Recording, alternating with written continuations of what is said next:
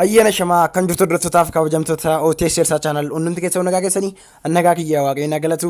Egaan saayitii kanas immoo wanta baay'ee isinitti tolu wanta baay'ee isin fayyadu tokkoon isiniif qabadheetti dhufe.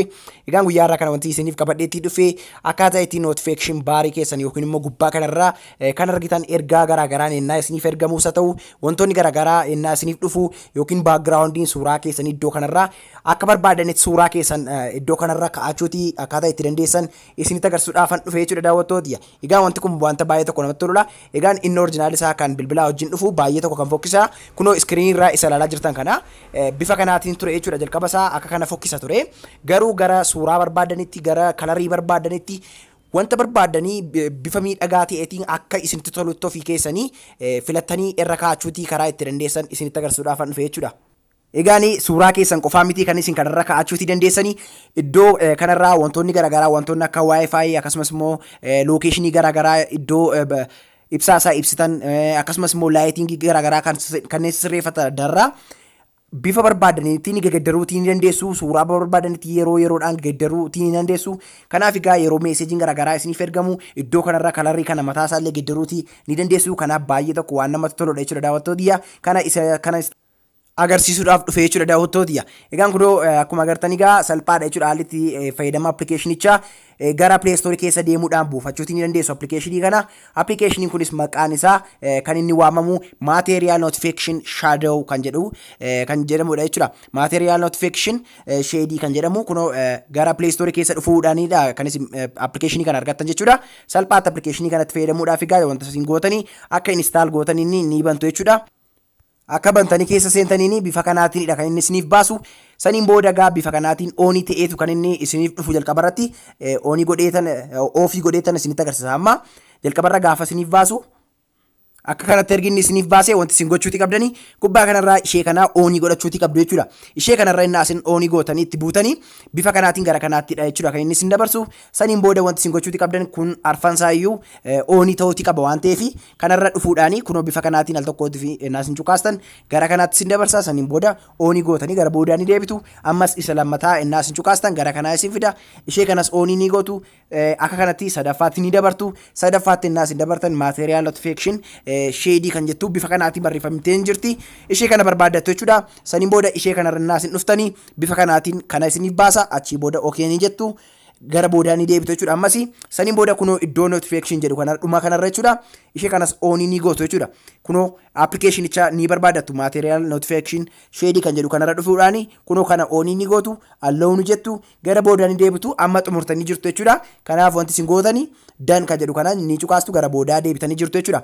Amma gaa iddoo kanarratti wanta barbaadan maqaa barbaadan akka barbaadanitti wantoota asirratti argaman hunda isaaniiyyuu gaddaruutii ni dandeessu. Kunoo akkuma agartan amma kan kiyyaa adii ta'eetu jira jechuudha.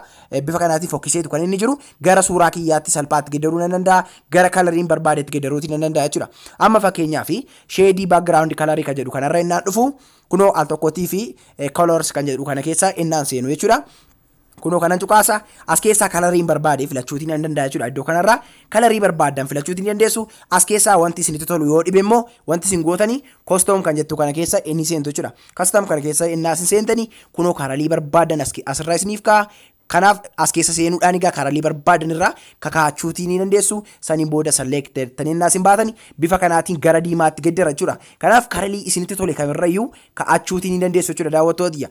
Kanaaf baay'ee tokko waan namatti toludha. Inni kan biraan suuraa keessan irra kaa'achuu ni dandeessu. Brightness slider kalarii isaas gaddaruutii ni dandeessu jechuudha.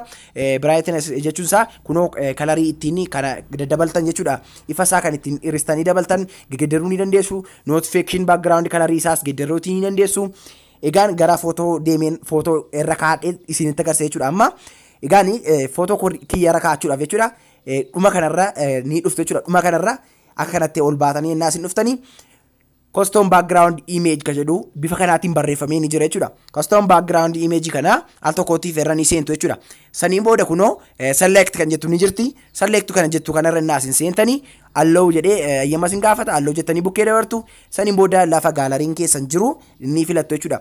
Kunoo akka kanatti gaalarii keessan isiniif baasa.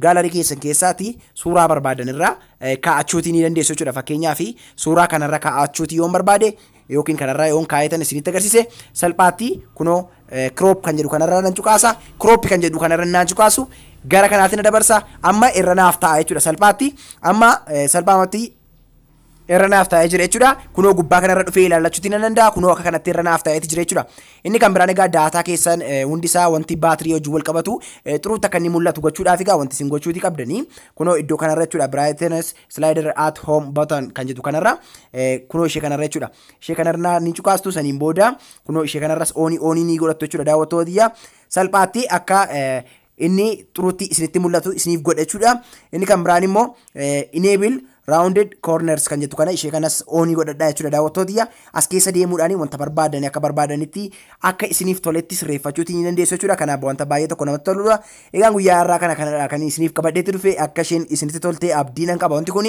yeroo taanu keessatti immoo barnoota bareedaa kan biraan deebinee galagarutti nagaan naaf turaa isinan jaaladhaa isinan kabajaa ciao